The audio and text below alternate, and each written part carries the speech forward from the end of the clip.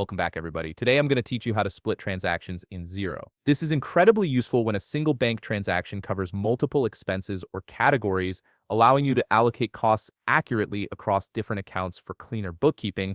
First, open your browser and head over to Xero.com. Once you're on the Xero homepage, you'll need to navigate to the Accounting section, look at the top navigation bar, and click on Accounting. A drop-down menu will appear with several options for managing your financial data. From that drop-down menu, select Bank Accounts.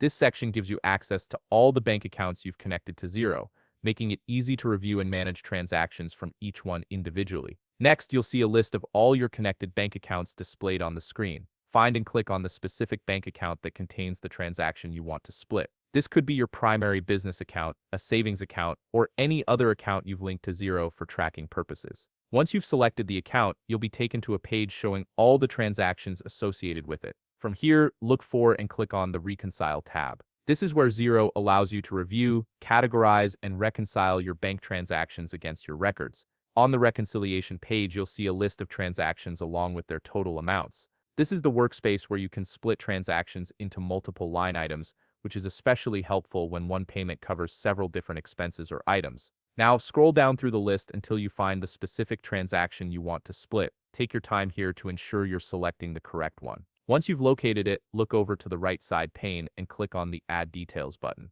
This action opens up the transaction detail view where you can break down the total into separate line items. You'll now see an item line interface that allows you to designate exactly how the transaction should be split. Here you can assign different amounts to different expense categories or accounts, specifying where each portion of the total went. For example, if a single payment covered office supplies and software subscriptions, you can split it accordingly. Enter the amounts and select the appropriate accounts for each line item until the total matches your original transaction amount. Once you've configured all the details and ensured everything adds up correctly, click on Save Transaction. This finalizes the split and updates your records, giving you a much clearer and more accurate picture of your expenses. And that's it. You've successfully split a transaction in Xero, making your accounting records more precise and organized. If you found this video helpful, please leave a like, subscribe, and see you in the next video.